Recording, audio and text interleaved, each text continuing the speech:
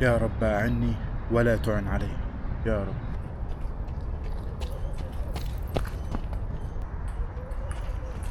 لا تبحث عن تسقيف الناس، لا تبحث عن إرضاء الناس.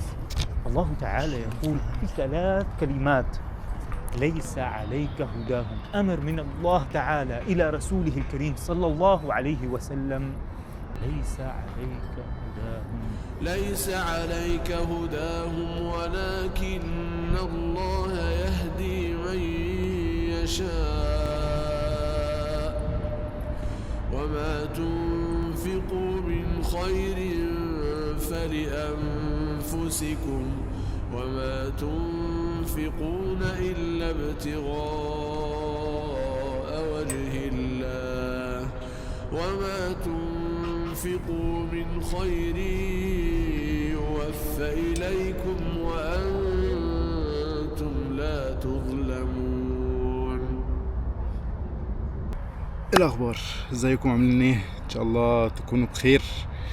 الغيبة طولت وأنا بصراحة حزين على الغيبة اللي أنا غبتها دي شوية، ولكن كنت بحاول إن أنا أهدى في كل حاجة، في أفكاري وفي الحاجات اللي أنا عايز أعملها وعايز أبنيها.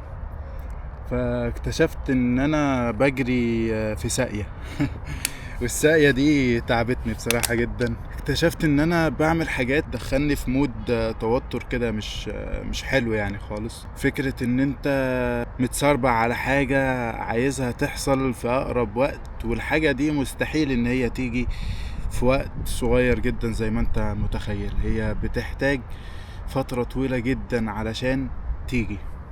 نلعب كده احسن.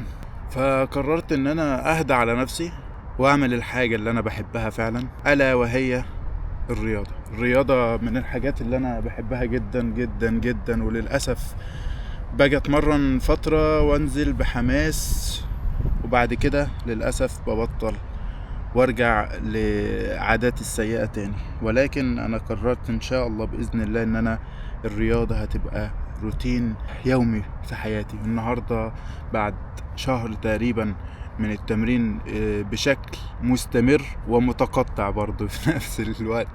يعني كنت بنزل يوم ويوم، ممكن اكسل يوم انزل اليوم اللي بعده مثلا. مفيش اسبوع عدى غير وانا نزلت اتمرنت فيه 2 أو 3 ايام. فقررت ان انا اعمل الفيديو ده، وهو هيكون عن 5 ايام تمرين متواصل علشان اثبت الموضوع عندي ويكون عادة.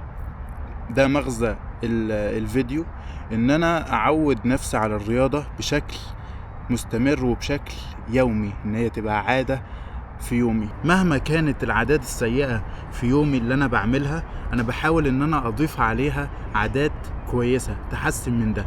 ان الحسنات يذهبن السيئات. يعني كل ما تزود حسنات في يومك وفي حياتك، كل ما تزود حسنة هي بتزق سيئة. اعمل ده، خد الفكرة ده والكونسبت ده على حياتك بشكل عام. انت لما تضيف عادات كويسة على يومك وفي حياتك مع العادات السيئة اللي انت بتعملها ايا كانت ايه هي العادات دي، انت كده بتزحزح شوية العادات السيئة دي وبتخرجها بره حياتك. ومع الوقت ومع ان انت تضيف لحياتك حاجات اكتر، حاجات تكون يعني صحية لجسمك، حاجات مفيدة ليك ولنفسك ولدماغك ولتفكيرك، كل ده هيحسن من حياتك حرفيا. فأنا بحاول أعمل ده. أنا مش جاي أقول كلام، أنا جاي إن أنا أصور تجربة أنا بعيشها. يعني أنا بعيشكم معايا التجربة نفسها، وإن شاء الله مع الوقت نغير عادات تانية ونضيف عادات تانية لحد ما نوصل لأفضل نسخة أنا عايزها وعايز إن أنا أعيش بيها حياتي.